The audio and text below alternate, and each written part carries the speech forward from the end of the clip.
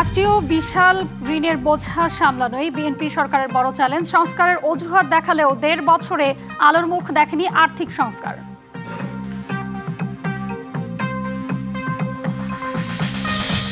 রোজার নিত্যপণ্যের বাজারে উত্তাপ। ব্রয়লার মুরগির দাম বাড়ল ৩০ টাকা, লেবুর হালি ১০০ সরবরাহ পর্যন্ত দাবি বাণিজ্য মন্ত্রী।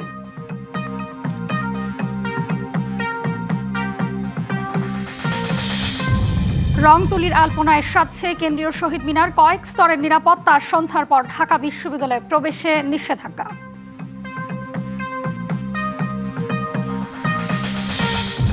রোগী নয় ডাক্তার, ঘুরবে রোগীর পেছনে প্রতিশ্রুতি স্বাস্থ্যমন্ত্রীর। ভূমি মন্ত্রণালয়ে বন্ধ হবে শতভাগ দুর্নীতি, প্রত্যয় ভূমিমন্ত্রীর।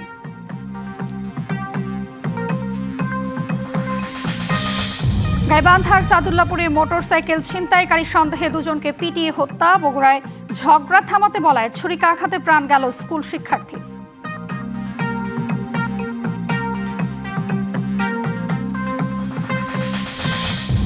এবং 10 দিনের মধ্যে চুক্তি না করলে ইরানে হামলার হুমকি ট্রাম্পের। মধ্যপ্রাচ্যে মার্কিন ঘাঁটির লক্ষ্যবস্তু হবে হুঁশিয়ারি তেহরানের।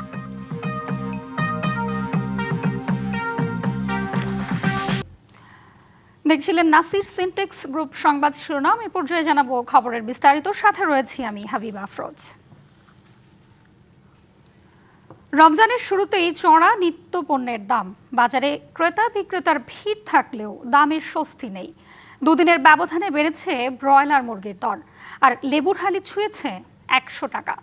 চড়া কাঁচামরিচের দামও। নিত্যপণ্যের দর সীমিত আয়ের মানুষের নাগালের বাইরে হলেও বাণিজ্য মন্ত্রীর দাবি, পণ্যের কোনো সংকট নেই।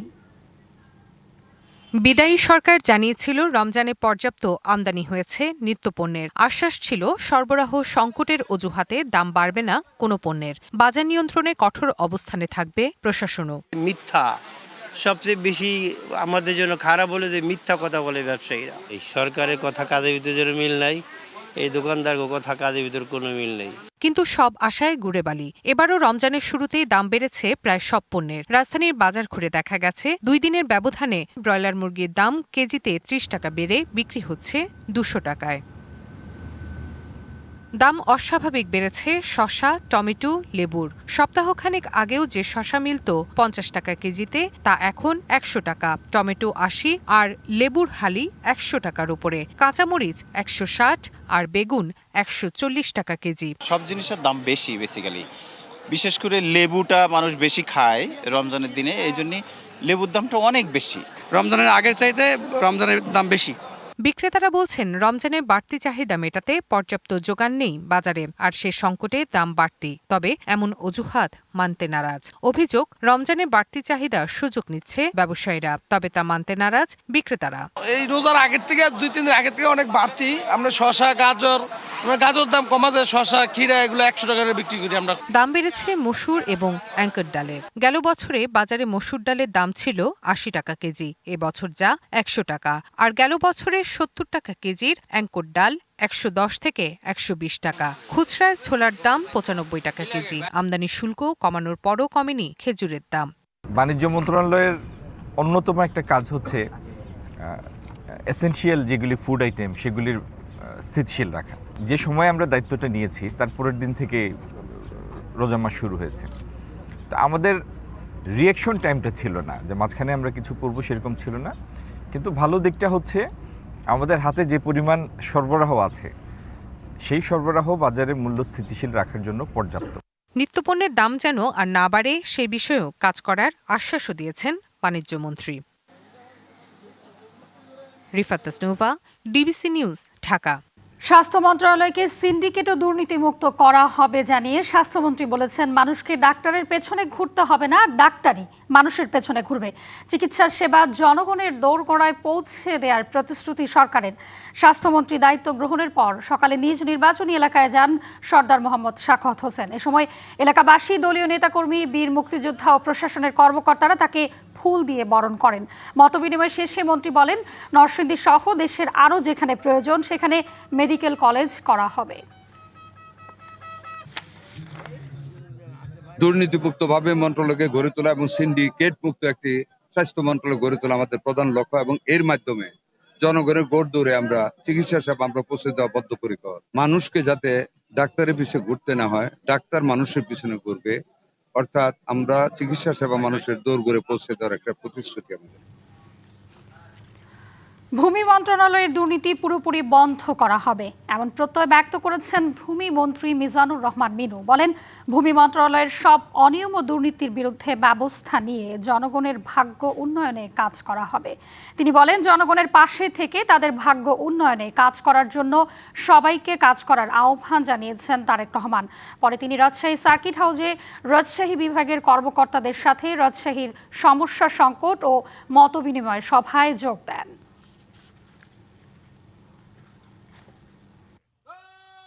এবং 2 দশকেরও বেশি সময় ধরে রাজশাহীকে নেতৃত্ব প্রদানকারী এই পর্যায়ে অনুষ্ঠানের শুরুতেই মাননীয় মন্ত্রী জনাব মোহাম্মদ সততা এবং কঠোর পরিশ্রম জনগণের ভাগ্যের পরিবর্তন এবং সকল দুর্নীতি এবং অনিয়মের বিরুদ্ধে আমরা জনগণের ভাগ্যের পরিবর্তন করার জন্য আমরা সবাই কাজ করছি। মানব সভ্যতার বিকাশে অতি গুরুত্বপূর্ণ অনুষঙ্গ ভাষা। মায়ের ভাষা মানুষের সহজাত, আর এই ভাষার জন্যই অবিশ্বাস্যভাবে লড়াই করতে হয়েছে, জীবন দিতে হয়েছে বাঙালিকে। ভাষার জন্য জীবন দেয়া সেই বীর শহীদদের শ্রদ্ধা জানাতে প্রস্তুত কেন্দ্রীয় শহীদ মিনার। রঙে রূপে আলপনায় রঙিন হচ্ছে বেদি ও চত্বর।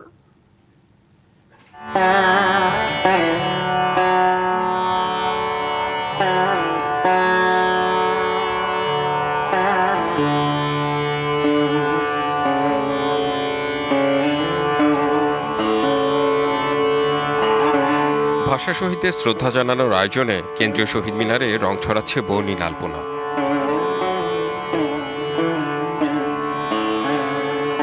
শিক্ষার্থী, সংস্কৃতিকর্মী ও স্বেচ্ছাসেবী দিন-রাত পরিশ্রম করে আঁকছেন আলপনা।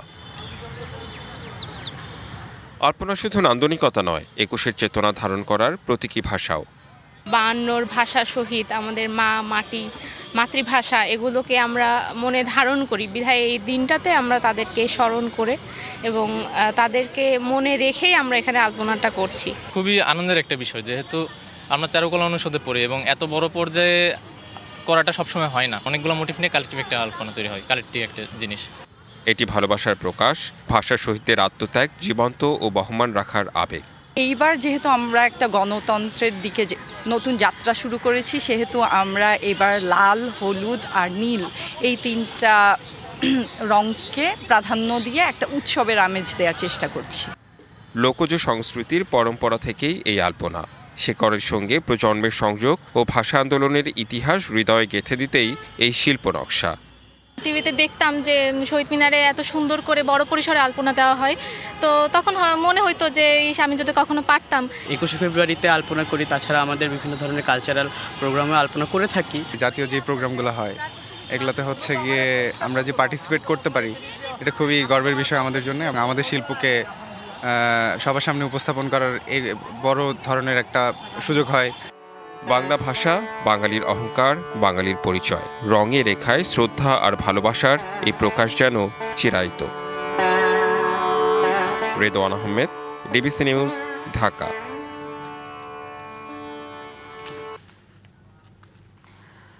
আন্তর্জাতিক মাতৃভাষা দিবস ঘিরে কোনো নিরাপত্তা ঝুঁকি না থাকলেও প্রস্তুত আইনশৃঙ্খলা রক্ষাকারী বাহিনী। যেমনটি জানাচ্ছিলাম কিছুক্ষণ আগেই, কেন্দ্রীয় শহীদ মিনার ঘিরে মোতায়েন করা হয়েছে ১৫,০০০ পুলিশ সদস্য। ঢাকার পাশাপাশি সারা দেশের নিরাপত্তায় কাজ করছে র্যাব। সন্ধ্যার পর ঢাকা বিশ্ববিদ্যালয় এলাকায় প্রবেশে কড়াকড়ি থাকছে। জুলাই গণঅভ্যুত্থান পরবর্তী নতুন বাংলাদেশের প্রথম নির্বাচিত সরকারের সময় মহান শহীদ দিবস ও আন্তর্জাতিক মাতৃভাষা দিবস। ৫২ ভাষা শহীদদের প্রতি শ্রদ্ধা জানাতে প্রস্তুত কেন্দ্রীয় শহীদ মিনার। রংতুলিতে আঁকা হয়েছে আলপনা, দেয়ালে দেয়ালে ফুটিয়ে তোলা হয়েছে ভাষা সংগ্রামের গান, কবিতা। ২১-এর প্রথম প্রহরে কেন্দ্রীয় শহীদ মিনারে শ্রদ্ধা জানাবেন রাষ্ট্রপতি ও প্রধানমন্ত্রী। কোনো শঙ্কা না থাকলেও জোরদার করা হয়েছে নিরাপত্তা ব্যবস্থা। সম্মানিত নগরবাসীর নিকট আমার অনুরোধ, শহীদ মিনারে কেউ কোনো ধরনের ধারালো বস্তু বা দাহ্য পদার্থ বা বিস্ফোরক দ্রব্য নিয়ে আসার চেষ্টা করবেন না। সবাই নির্দিষ্ট রুট অনুসরণ করে শহীদ মিনারে প্রবেশ করবেন। কেন্দ্রীয় শহীদ মিনারের পাশাপাশি সারা দেশেই সতর্ক আইন শৃঙ্খলা রক্ষাকারী বাহিনী। সাদা পোশাকে আমাদের গোয়েন্দা থাকবে বিভিন্ন ধরনের, যেটা আমি বললাম যে আমাদের ডগ স্কোয়াড আছে, বম ডিসপোজাল টিম আছে, সিসিটিভির নেটওয়ার্কে আমরা নিয়ে এসেছি, সুইপিং করেছি আমরা অত্র এলাকায়। তো আমরা আশাবাদী যে সুষ্ঠুভাবেই সম্পন্ন করতে পারবো। শহীদ বেদিতে শ্রদ্ধা নিবেদন করা হবে প্রত্যেকটা জায়গায়, সারা দেশে সব জায়গায় আমাদের নিরাপত্তার ব্যবস্থা থাকবে। 21শে ফেব্রুয়ারি ঘিরে ঢেলে সাজানো হয়েছে ট্রাফিক ব্যবস্থাপনাও। বকশীবাজার থেকে জগন্নাথ হল সড়ক, চানখারপুল থেকে রোমানা চত্বর ক্রসিং সড়ক, টিএসসি থেকে শিববাড়ি ও উপাচার্য ভবন থেকে ভাস্কর্য ক্রসিং সড়কে যান চলাচল বন্ধ থাকবে। তবে পলাশীর মোড় থেকে শহীদ মিনার হয়ে দোল চত্বর, হাইকোর্ট মোড়, টিএসসির মোড় ও শহীদুল্লাহ হল মোড়ে হেঁটে চলাচল করা যাবে। 7টি জায়গায় আমরা ট্রাফিক ডাইভারশন দিব। যারা পায়ে হেঁটে আসবেন তারা পলাশী ক্রসিং হতে ভাস্কর্য ক্রসিং, জগন্নাথ হল ক্রসিং, কেন্দ্রীয় শহীদ মিনার এখানে যে শ্রদ্ধা নিবেদন করে রোমানা ক্রসিং এবং দোল চত্বর ক্রসিং দিয়ে আপনাদের গন্তব্য পৌঁছাবেন। রাষ্ট্রপতি, প্রধানমন্ত্রী, রাষ্ট্রীয় গুরুত্বপূর্ণ ব্যক্তি, বিদেশি কূটনীতিকদের শ্রদ্ধা নিবেদনের পর রাত 12:40 দিকে উন্মুক্ত করে দেওয়া হবে কেন্দ্রীয় Shaheed Minar. Farhaduzzaman, DBC news, Dhaka. BNP সরকারের ঘাড়ে প্রায় 23,85,000 কোটি টাকার ঋণের বোঝা। আওয়ামী লীগ সরকারের বিশাল ঋণের দায় নিতে হয় অন্তর্বর্তী সরকারকে। ঋণের সেই ধারাবাহিকতা থেকে বের হতে পারেনি অন্তর্বর্তী সরকার, বরং তারা এই ঋণ পরিস্থিতি আরও নাজুক অবস্থায় রেখে গেছে। আর ঋণের এই বিশাল চাপ সামলানোই নতুন সরকারের সামনে বড় চ্যালেঞ্জ। এছাড়াও চড়া মূল্যস্ফীতি, খেলাপি ঋণের ভারে, ভঙ্গুর আর্থিক খাত, আস্থার তলানিতে পুঁজিবাজার, এসব চ্যালেঞ্জ নিয়েই শুরু করতে হচ্ছে বিএনপি সরকারকে। গণ অভ্যুত্থানে 2024-এর আগস্টে আওয়ামী লীগ সরকারের পতন হয়। বৈদেশিক ঋণ, লাগামহীন মূল্যস্ফীতি, রিজার্ভের পতন, ডলার বাজারের অস্থিরতা, বিপুল বাণিজ্য ঘাটতি আর তীব্র তারল্য সংকট মোকাবেলার দায় পড়ে ডক্টর ইউনূসের সরকারের ওপর। বাঘা বাঘা অর্থনীতিবিদ নিয়ে গঠিত অন্তর্বর্তী সরকার পতন সামাল দেয়ার লড়াইয়ে নামে। শেষ পর্যন্ত এই সরকারও আওয়ামী লীগের মতোই হয়ে পড়ে ঋণ নির্ভর। সবশেষ হিসাব বলছে 2025 সালের ডিসেম্বর পর্যন্ত সরকারের ঋণের পরিমাণ 23,84,968 কোটি টাকা, যা 2024-এর ডিসেম্বরেও ছিল 21,51,174 কোটি টাকা। অর্থনীতিবিদ ডক্টর দেবপ্রিয় ভট্টাচার্যের পর্যবেক্ষণ, আওয়ামী লীগ সরকার ঋণ ও দায়ের যে পরিস্থিতি রেখে গিয়েছিল তার চেয়েও নাজুক অবস্থায় রেখে গেছে অন্তর্বর্তী সরকার। এ কারণে সবচেয়ে বেশি ঋণের বোঝার দায় নিতে হলো নতুন সরকারকে। এই সরকার ঋণ পরিস্থিতি যেভাবে পেয়েছিল, দায় দেনা পরিস্থিতি যেরকম ভাবে পেয়েছিল তার চেয়ে আরেকটু খারাপ অবস্থাতে রেখে গেছে। এইটি হলো সত্য। এবং সেটা কি কারণে হয়েছে আমরা ব্যাখ্যা করতে পারি। সেটা হলো রাজস্ব আদায়ের কারণে, অভাবের কারণে হতে পারে, বা চলতি ব্যয়কে তারা সংকোচন করতে পারে নাই দেখে। এছাড়াও কোটি গ্রাহকের আমানত ফেরতের চাপ, নিত্যপণ্যের দামের লাগাম টানার মতো পরিস্থিতির মুখোমুখি হতে হবে নতুন সরকারকে। সংশ্লিষ্টরা বলছেন, আর্থিক কাঠামো শক্তিশালী করতে দরকার শক্ত আইনি ভিত্তি। এটি নিশ্চিতে সংস্কার পদক্ষেপকে দ্রুত এগিয়ে নিতে হবে। নতুন সরকারে একটা রাজনৈতিক দর্শন থাকবে, ইন্টারিম গভর্নমেন্টের সব পলিসির সাথে একমত নাও হতে পারে। এটার বিকল্প একটা জিনিস পন্থা দাঁড় করা এবং সেটাকে বাস্তবায়ন করাটা একটা চ্যালেঞ্জ। অর্থাৎ আর্থিক খাতে একটা বড় চ্যালেঞ্জ নিয়ে নতুন সরকার তাদের যাত্রা শুরু করবে। আঞ্চলিক প্রতিযোগিতায় টিকে থাকতে বৈদেশিক বাণিজ্য ব্যবস্থাপনাকে ঢেলে সাজানোর পরামর্শ বিশ্লেষকদের। ম্যাক্রো ইকোনমিক স্টেবিলিটিটা মোটামুটি সামনে এসে গেছে। এখন নেক্সট ফেজ হচ্ছে ইনভেস্টমেন্ট, বিনিয়োগ আনা এবং অর্থনীতিকে আরও চাঙ্গা করে ওঠা। বর্তমান যে ট্যাক্স সিস্টেম আছে এটাকে ওভারহল করতে হবে। বিশেষজ্ঞরা মনে করছেন, অর্থনৈতিক স্থিতিশীলতা ফেরাতে আইনের কার্যকর ব্যবহার, জবাবদিহি নিশ্চিত করা এবং অর্থ পাচার ঠেকানো নতুন সরকারের অন্যতম চ্যালেঞ্জ।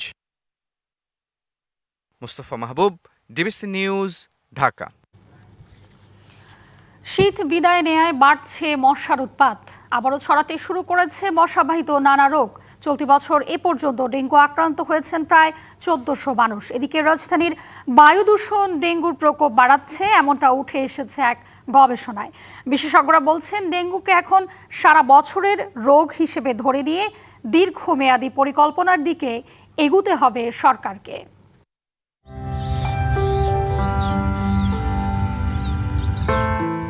বৈশাখ পেরিয়ে প্রকৃতির বুকে চলে এসেছে ফাগুন। নগর থেকে বিদায় নিচ্ছে শীত। তাপমাত্রা উষ্ণ হতে থাকায় রাজধানীর বিভিন্ন স্থানে বেড়েছে মশার উপদ্রব। রীতিমতো অতিষ্ঠ হয়ে উঠেছেন নগরবাসী। তাদের যত ক্ষোভ মশা নিয়ন্ত্রণে সিটি কর্পোরেশনের ব্যর্থতায়।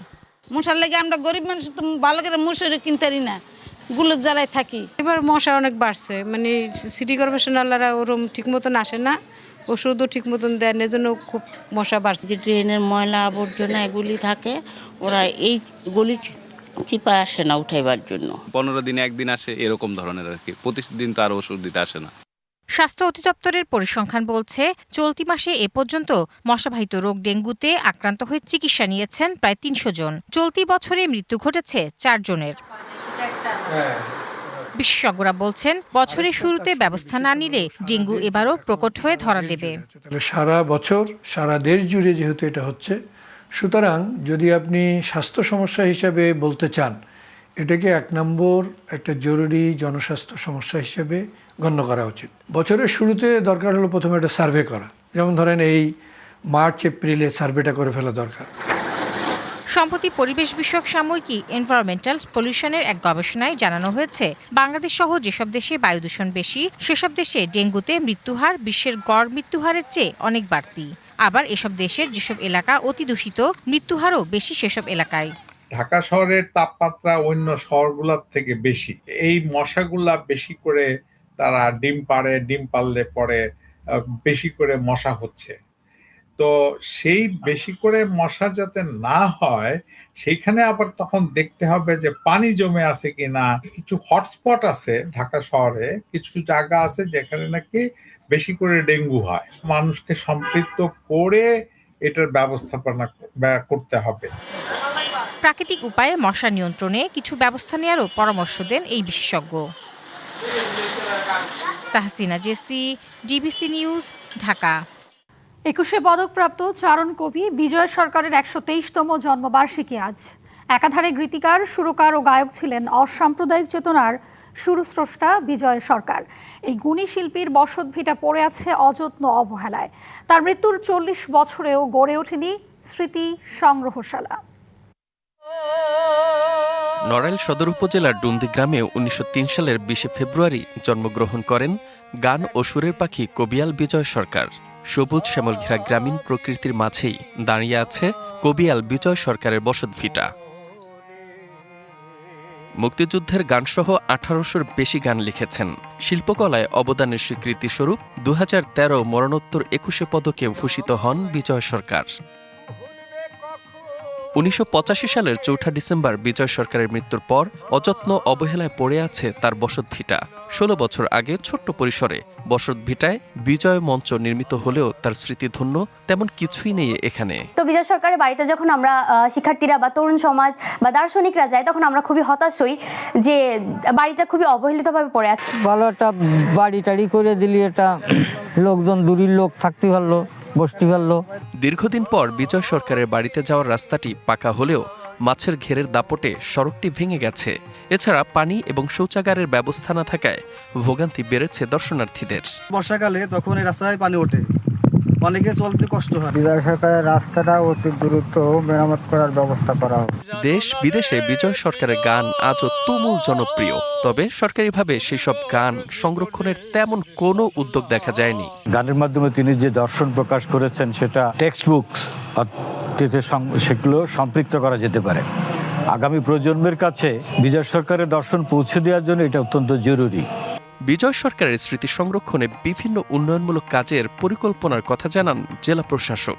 বিজয় সরকারের বাড়িতে গিয়েছিলাম, আমরা দেখেছি ওইখানে একটু জায়গা আছে, তাদের পুরাতন একটা ঘর আছে, আমরা সেটাকে সংস্কারের উদ্যোগ নিচ্ছি।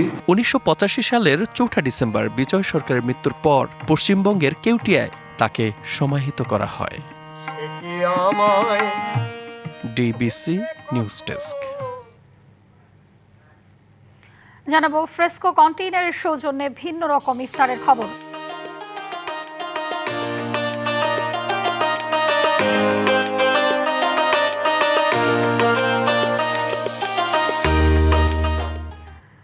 রাজধানীতে নানা আয়োজনে ক্রমেই জমে উঠেছে ইফতারের বাজার। এই বিষয়ে আরো খবর জানাতে বেইলি রোড এলাকা থেকে যুক্ত হচ্ছেন সহকর্মী জাকারিয়া খান।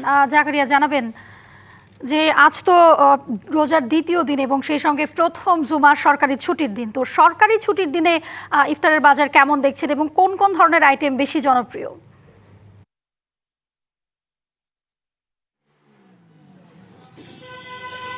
জি হাবিবা, আপনি ঠিকই বলেছেন। আজ রমজানের দ্বিতীয় দিন, পাশাপাশি আজ শুক্রবার, তো স্বভাবতই মানুষ ঘরে ইফতারি করতে পছন্দ করে। তবে আমরা বেইলি রোডে এসে যেটি দেখেছি, এখন থেকেই কিন্তু যেহেতু জুমার নামাজ শেষ হয়েছে কিছুক্ষণ আগে, তাই কিছুটা লোক সমাগম কম থাকলেও কিন্তু যথেষ্ট মানুষ রয়েছেন এবং তারা এখানে বেইলি রোডে আসছেন, ইফতারি করছেন। এবং আপনারা জানেন যে বেইলি রোড ভোজন রসিকদের জন্য একটি অন্যতম তীর্থস্থান টাইপের জায়গা। তো সেই জায়গায় আসলে ইফতারের যেই আয়োজন, সেই আয়োজন আসলে অনেক বিশাল। এবং আমরা দেখছিলাম বেশ কয়েকটি দোকান ঘুরে যে তাদের যে এবারের যে আয়োজন, সেখানে তারা চিকেন অন্থন, পেঁয়াজু, vegetable cutlet, chicken lollipop, chicken shashlik, oyster কাবাব, চিকেন আচারি, চিকেন মালাই কাবাব, ছাতে কাবাব, কয়েক ধরনের হালিম, পাশাপাশি রেগুলার যে আইটেমগুলো থাকে পেঁয়াজু, ছোলা, বেগুনি, জিলেপি, তো এইগুলোর নিয়েই তারা আসলে তাদের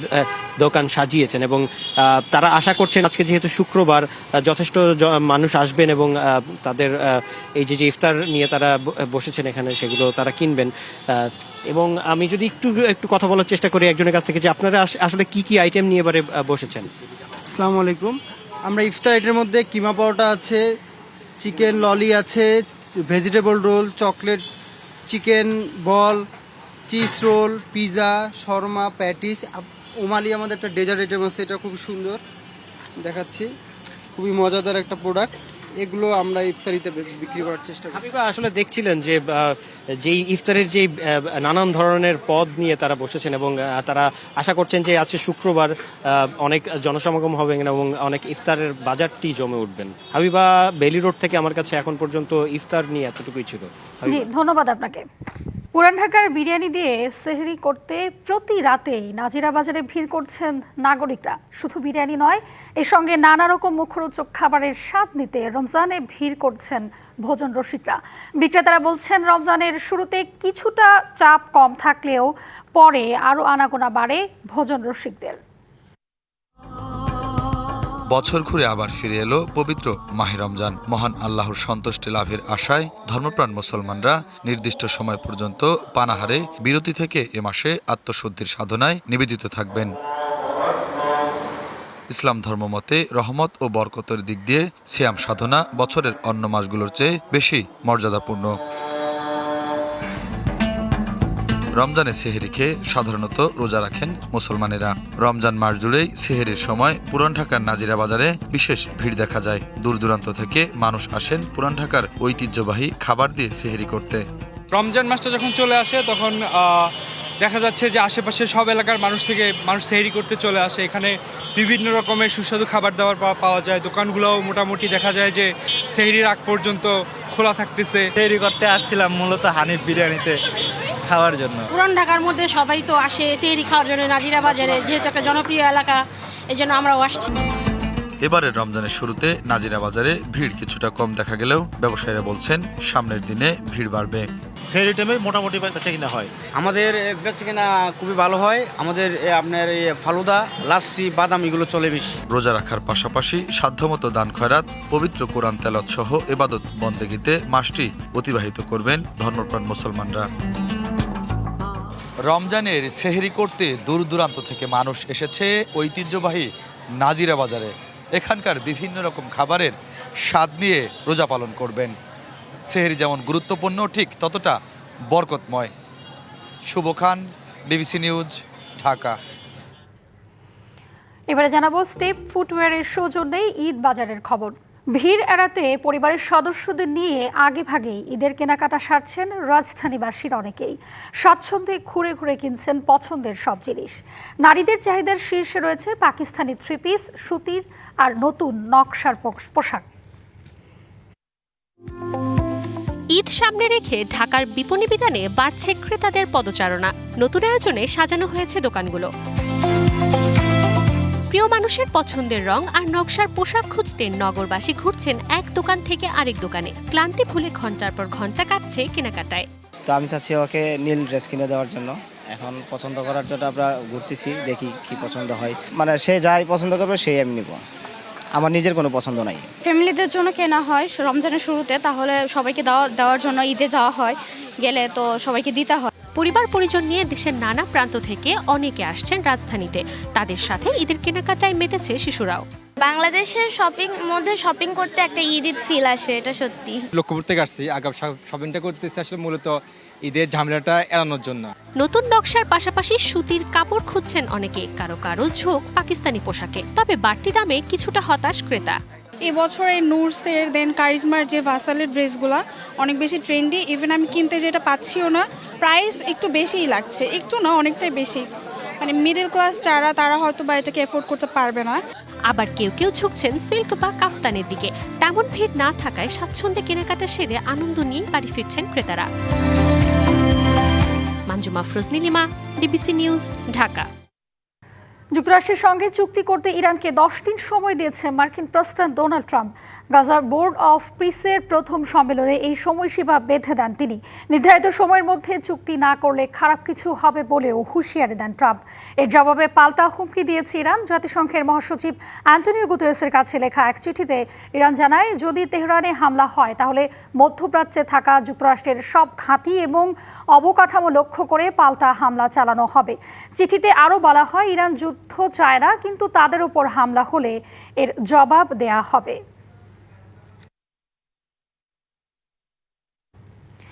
ইরানের সম্ভাব্য মার্কিন হামলায় সহায়তা করার জন্য যুক্তরাষ্ট্রকে নিজেদের সামরিক ঘাঁটি ব্যবহারের অনুমতি দেয়নি যুক্তরাজ্য, এমন তথ্য জানিয়েছে আন্তর্জাতিক গণমাধ্যম বিবিসি। এ প্রসঙ্গে যুক্তরাজ্য সরকারের একজন মুখপাত্র বলেন, নিয়ম অনুসারে তারা সামরিক অভিযান সংক্রান্ত যে কোনো বিষয়ে মন্তব্য করা হয় না। একই সময়ে সুইজারল্যান্ডের জেনেভায় যুক্তরাষ্ট্র ও ইরানের মধ্যস্থতাকারীদের মধ্যে চলমান আলোচনায় কিছু অগ্রগতির খবরও পাওয়া গেছে।